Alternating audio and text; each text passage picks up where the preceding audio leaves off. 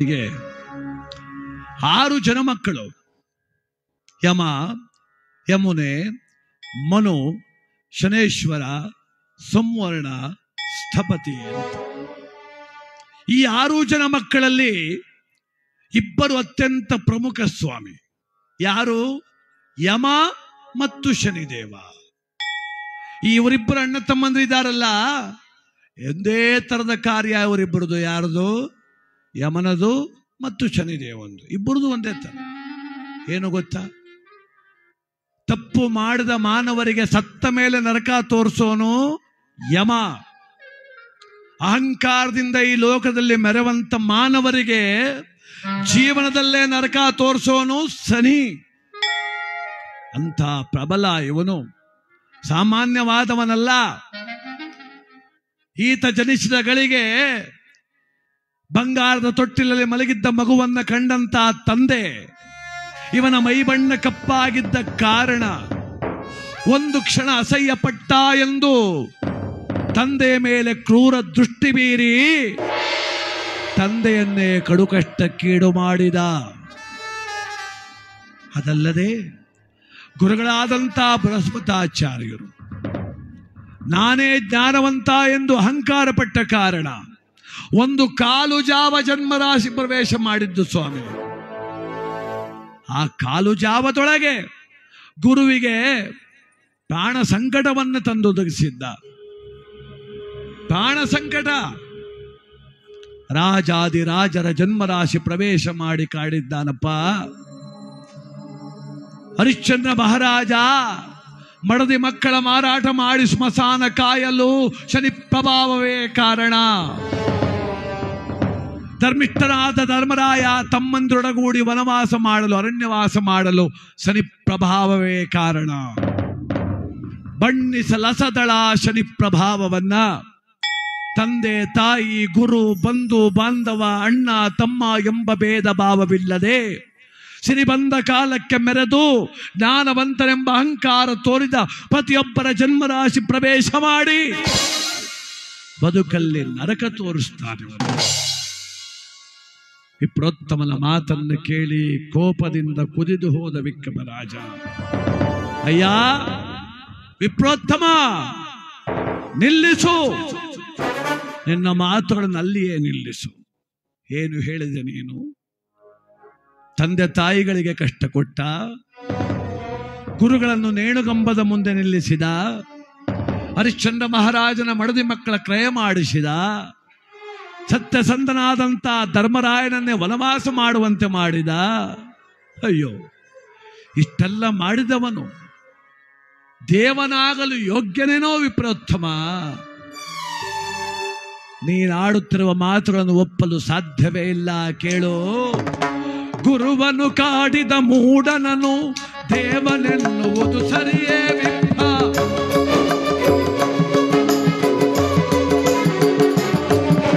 ಗುರುವನು ಕಾಡಿದ ಮೂಢನನು ದೇವನೆನ್ನುವುದು ಸರಿಯೇ ವಿಪ್ರ. ತಂದೆ ತಾಯಿಗೆ ಕಷ್ಟ ಕೊಟ್ಟವನು ಕಡುಪಾಪಿ ಕೇಳೋ, ಕಡುಪಾಪಿ ಕೇಳೋ.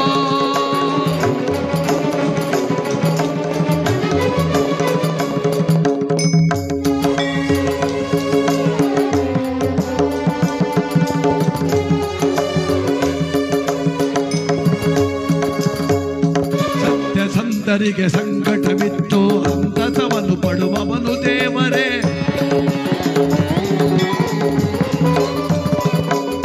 ಧರ್ಮವಂತರ ಮೇಲೆ ದಯವಿಲ್ಲದವನು ದೇವರೇ.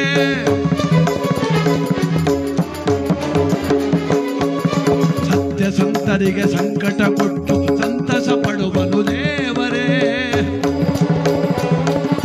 ಧರ್ಮವಂತರ ಮೇಲೆ ದಯವಿಲ್ಲದವನು ಅವ ದೇವರೇ. ಒಪ್ಪಲಾರೆ ಈ ಸತ್ಯವ, ಬಿಡು ಬಿಡು ಬಿಡು ಇದು ಕೃತ್ಯವ.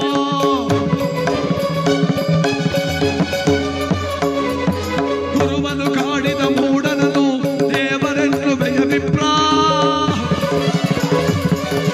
ತಂದೆಗೆ ಕಷ್ಟವ ಕೊಟ್ಟವನ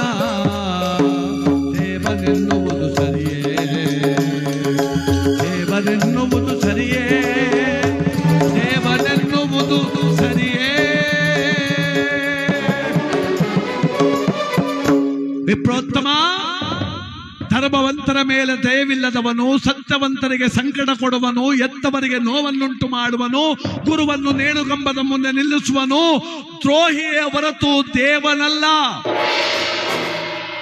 ಏನು ಹೇಳಿದೆ? ಭಗವಂತನಂತೆ, ಶ್ರೇಷ್ಠನಂತೆ, ಅವನ ಬಿಟ್ಟು ಮತ್ತೊಬ್ಬರಿಲ್ಲವಂತೆ. ಅಯ್ಯ, ವೇದಶಾಸ್ತ್ರಗಳನ್ನು ಸದಾಕಾಲ ಅಭ್ಯಾಸ ಮಾಡಿ ಉಪನಿಷತ್ತುಗಳನ್ನು ತಿಳಿದು ತಿಳುವಳಿಕೆ ಇದ್ದು ನಿನ್ನಂತವನ ಬಾಯಿಂದ ಇಂಥ ಮಾತನ್ನು ನಾನು ನಿರೀಕ್ಷೆ ಮಾಡಿರಲಿಲ್ಲ.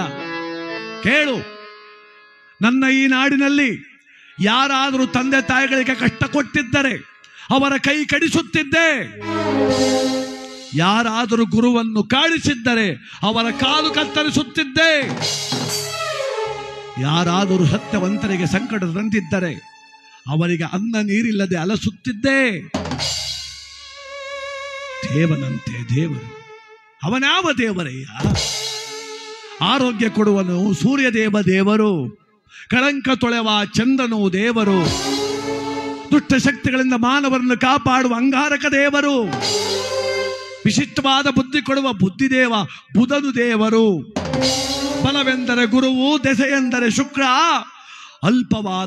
ಅಲ್ಪವಾದ ಉತ್ತಮವಾದ ಫಲಗಳನ್ನು ಕೊಡುವಂತ ರಾಹು ಕೇತುಗಳು ದೇವರೇ ಹೊರತು ನೀನು ಹೇಳುತ್ತಿರುವೆಯಲ್ಲ ಆ ನಿನ್ನ ಶನಿ ದೇವರೇ ಅಲ್ಲ. ಕೇಳು, ಇನ್ನೊಂದು ಬಾರಿ ನೀನಲ್ಲ, ಮತ್ತೊಬ್ಬರಲ್ಲ, ಮಗದೊಬ್ಬರಲ್ಲ, ಯಾರಾದರೂ ನನ್ನ ಮುಂದೆ ಆ ಶನಿ ಹೆಸರನ್ನೆತ್ತಿದರೆ ನಿಮ್ಮ ನಾಳಿಗೆ ಕತ್ತರಿಸಿ ಕಾಡಿಗೆ ಬಿಸಾಡಿಬಿಡ್ತೇನೆ, ಎಚ್ಚರ. ಹೀಗೆ ಆ ವಿಕ್ರಮರಾಜ ಕುಳಿತು ಮಾತನಾಡುತ್ತಿರುವ ಸಮಯ ಗಳಿಗೆ, ಶುಭಗಳಿಗೆ, ಕೆಟ್ಟಗಳಿಗೆ ಎಂಬುದಿದೆ. ಈ ವಿಕ್ರಮನ ನುಡಿಗಳು ಎಲ್ಲಿಗೆ ಗೋಚರವಾಯಿತಂದರೆ, ಅತ್ತ ದೇವಲೋಕ ಪಶ್ಚಿಮಾಭಿಮುಖವಾಗಿ ಕುಳಿತಿರುವ ಚತುರ್ಭುಜಧಾರಿ, ದಂಡಧಾರಿ, ಶಕಟವಾಹನ ರೂಢ, ಖಗವಾಹನ ಶನಿದೇವನ ಕರ್ಣ ಮುಟ್ಟಿತೋ ವಿಕ್ರಮನ ನುಡಿಗಳು. ತುಳಸಿ ಮಾಲಾಧಾರಿಯಾಗಿ ಕಪ್ಪು ವಸ್ತ್ರವನ್ನು ಧರಿಸಿ ನೀಲವರ್ಣದವನಾಗಿ ರುದ್ರನಂತ ನೇತ್ರಗಳು, ಅಗ್ನಿಯಂತ ತೇಜಸ್ಸು, ಜಗದೆಲ್ಲ ಜೀವಶಕ್ತಿಯು ಒಟ್ಟಾದಂಥ ದೇಹಾಕೃತಿ, ಚತುರ್ಭುಜಗಳು, ಕರದಲ್ಲಿ ದಂಡ, ಬಿಲ್ಲು, ಬಾಣ, ಗದೆ, ಧನಸ್ಸು ಎಲ್ಲವನ್ನು ಹಿಡಿದು ಶಾಂತ ಚಿತ್ತನಾಗಿ ಕುಳಿತಿದ್ದ ಶನೇಶ್ವರ.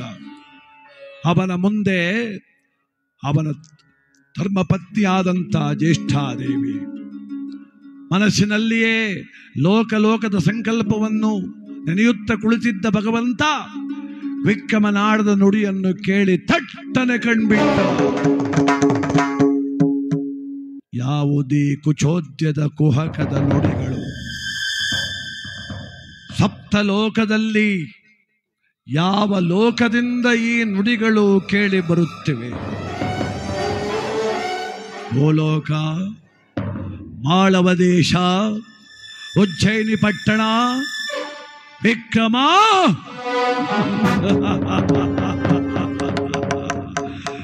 ಎಲ್ಲಾ ದುರ್ಹತ್ಮ,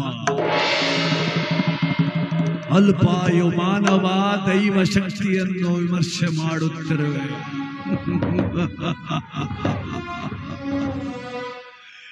ಕೇಡುಗತನಕ್ಕೆ ಕೂಡಿತು ದುರ್ಬುದ್ಧಿ ಎಂಬಂತೆ ನಿನ್ನ ಅವಸಾನವನ್ನು ನೀನೇ ಹುಡುಕುತ್ತಾ ಬರುತ್ತಿರುವೆ ಆ ವಿಕ್ರಮ. ನಾನೇ ಧರ್ಮವಂತನೆಂಬ ದುರಹಂಕಾರವೋ, ಪೂರ್ವ ಜನ್ಮ ಪುಣ್ಯ ಬಲದಿಂದ ಒದಗಿ ಬಂದಂತ ಆ ಪಟ್ಟಾಧಿಕಾರದ ಅಹಮ್ಮಿಕೆಯೋ ನನ್ನನ್ನು ಜರಿಯುತ್ತಿರುವೆ ಆ ವಿಕ್ರಮ. ಇಲ್ಲಿಯೇ ಕುಳಿತು ನಿನಗೆ ಕಷ್ಟವನ್ನು ಕೊಟ್ಟರೆ ಈ ಲೋಕವೀಕ್ಷಣೆ ಮಾಡುವುದಿಲ್ಲ, ಸಮಕ್ಷಮ ಬರುತ್ತೇನೆ. ಜೈ ಕಲಿಮಾಯ ಖಗವಾಹನವನ್ನು ಏರುತ್ತಾ ಬಂದನಾಗ ಭಗವಂತ.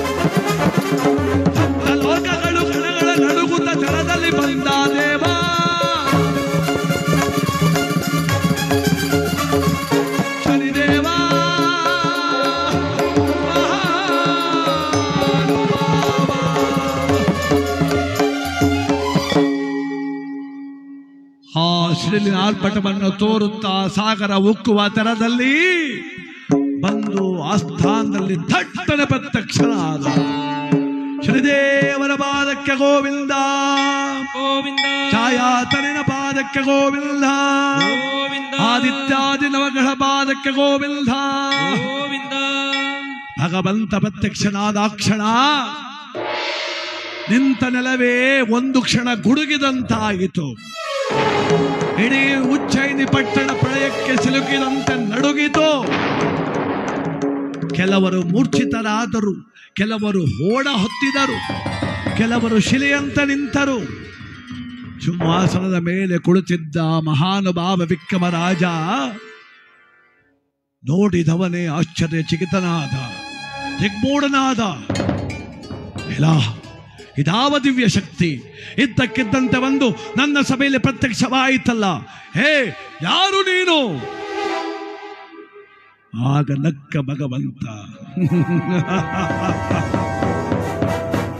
ಯಾರು ನೀನು? ವಿಕ್ರಮ, ಇದುವರೆಗೂ ಮದ ತುಂಬಿದ ದೇಹವತ್ತು ಸಿಂಹಾಸನದಲ್ಲಿ ಕುಳಿತು ಅವನಾವನಾಶನೇಶ್ವರ ಎನ್ನುತ್ತಿದ್ದ ಎಲ್ಲ ಆಚಾಯಾತನೆಯ ಸೂರ್ಯ ಸುಕುಮಾರ ಸಪ್ತಮಗ್ರಹ ತೇಜ ಕಲಿಯುಗದ ದೈವ ಶನೇಶ್ವರನು ನಾನೇ. ಎಲ್ಲ ಮೂಢ, ನನ್ನ ಸಂಕಲ್ಪ ವಿಮರ್ಶೆ ಮಾಡಿದೆಯ?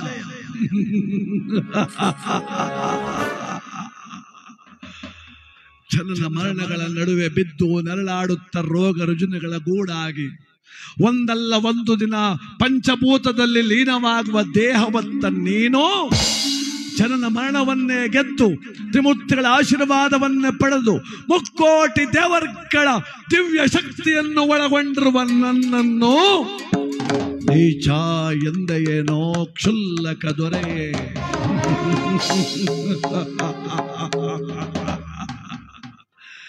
ಓಹೋ, ನಿನಗೊದಗಿ ಬಂದಿರುವ ಕೇಡುಗತನ, ನಿನ್ನ ಸಮಯ ಕೆಟ್ಟದ್ದಾಗಿದೆ ವಿಕ್ರಮ. ನನ್ನ ವಿಮರ್ಶೆ ಮಾಡಿದ ನಿನಗೆಂತ ಕಡು ಕಷ್ಟ ಬರಲಿದೆ ಗೊತ್ತೇ? ನೋಡುತ್ತಿರು ನಿನ್ನ ಗತಿ ಏನಾಗುತ್ತದೆ. ಒಂದು ಕ್ಷಣಕ್ಕೆ ಸಿಂಹಾಸನದಿಂದಿಳಿದು ಓಡೋಡಿ ಬಂದು ಮಂಡಿಯೂರಿ ಕೈ ಮುಗಿದ. ಅಯ್ಯ ಮಹಾನುಭಾವ, ಶನೇಶ್ವರ, ಮನೋದೇವತೆ ನೀನು. ಹೆಸರೇಳಿದಾಕ್ಷಣ ಪ್ರತ್ಯಕ್ಷನಾಗಿ ಬಿಟ್ಟೆಯ ನನ್ನಪ್ಪ. ಅಯ್ಯೋ ಅಯ್ಯೋ, ನನ್ನಿಡೀ ಜೀವನದಲ್ಲಿ ಪರರ ನಿಂದಿಸಿದವನಲ್ಲ, ಅರಿಯದೆ ವಿಮರ್ಶೆ ಮಾಡಿದವನಲ್ಲ. ಇಂದು ನನ್ನ ಮುದ್ದ ಬುದ್ಧಿಗೇನಾಗಿತ್ತು ನನ್ನಪ್ಪ. ಅಪ್ಪ, ನಾನು ಗೊತ್ತಿಲ್ಲದೆ ಅರಿಯದೆ ಗೈದ ಅಪರಾಧವಿದು ನನ್ನಪ್ಪ. ಅಯ್ಯ, ಕೋಪ ಮಾಡಬೇಡ ನನ್ನಪ್ಪ. ಮುನಿದರೆ ನೀನು ಉಳಿವೆನೆ ನಾನು, ದಯ ತೋರೋ ಶನಿದೇವ. ಮುನಿದರೆ ನೀನು ಉಳಿವೆನೆ ನಾನು, ದಯವನ್ನು ತೋರೋ ಶನಿದೇವ. ಅರಿಯದ ಗೈದೆ ಅಪರಾಧವನ್ನು ಮನ್ನಿಸಿ ಕಾಯೋ ಮಹಾನುಭಾವ.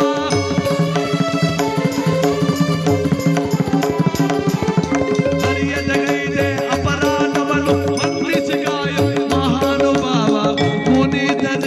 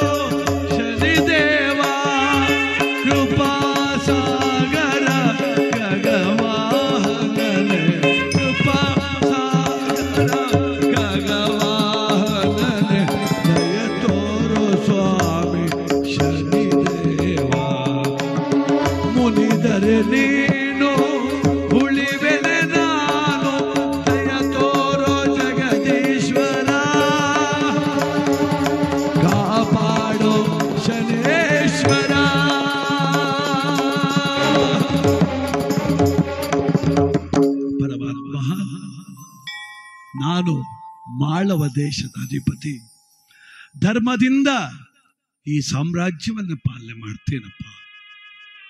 ಸಾಮಾನ್ಯವಾಗಿ ತಂದೆ ತಾಯಿಗಳಿಗೆ ನೋಯಿಸುವಂತ ಮಕ್ಕಳಿಗೆ ಕೊಡಬಹುದಾದ ಶಿಕ್ಷೆ, ಗುರುವನ್ನು ಕಾಡಿಸಿದ ಶಿಕ್ಷರಿಗೆ ಕೊಡಬಹುದಾದ ಶಿಕ್ಷೆ, ಬಂಧು ಬಾಂಧವರನ್ನು ನೋಯಿಸಿದವರಿಗೆ ಕೊಡಬಹುದಾದ ಶಿಕ್ಷೆ ಏನೆಂದು ವಿಮರ್ಶೆ ಮಾಡುವ ಬರದಲ್ಲಿ ನಿನ್ನ ವಿಚಾರವನ್ನ ಬಳಸಿಕೊಂಡು ಬಿಟ್ಟನಪ್ಪ. ಶನೇಶ್ವರ, ತಪ್ಪಾಯಿತು, ಅಪರಾಧವಾಯಿತು, ಅನವರತ ನನ್ನ ಅನಂತ ಅಪರಾಧಗಳನ್ನು ಮನ್ನಿಸಿ ನನ್ನನ್ನು ಕಾಪಾಡು ಎಂದು ಸಾಷ್ಟಾಂಗ ನಮಸ್ಕಾರ ಮಾಡಿದ. ದಕ್ಕ ಭಗವಂತ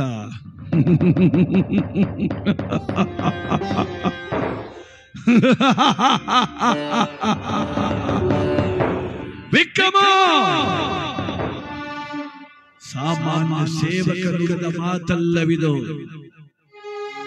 ಬುದ್ಧಿಗೇಡಿಯೊಬ್ಬ ನುಡಿದ ಮಾತಲ್ಲವಿದು, ದಾರಿ ಹೋಕನೊಬ್ಬ ನುಡಿದ ಮಾತಲ್ಲವಿದು. ನಾಡನಾಳುವ ದೊರೆ, ಸಕಲ ಶಾಸ್ತ್ರ ತಿಳಿದವನು, ಅರಿತವನು, ನುರಿತವನು, ದೈವ ಭಕ್ತ ನೀನು. ನೀನು ನನ್ನನ್ನು ನಿಂದಿಸಿದ ಮೇಲೆ ಬಿಡುವೆನೇನೋ. ಜನ್ಮರಾಶಿಯ ಪ್ರವೇಶ ಮಾಡಿ ನಾಡ ಬಿಡಿಸಿ ಕಾಡಿಗಟ್ಟುವೆ, ಅನ್ನ ನೀರಿಗೆ ನಿಲ್ಲಲಿಸಿ ಕರಚರಣವ ಕಡಿಸಿ ರಕ್ತದ ಮಡುವಲಿ ಒರಳಾಡಿಸಿ ಜಗದಲ್ಲಿ ನರಕವ ತೋರುವೆನಿರಗೆ.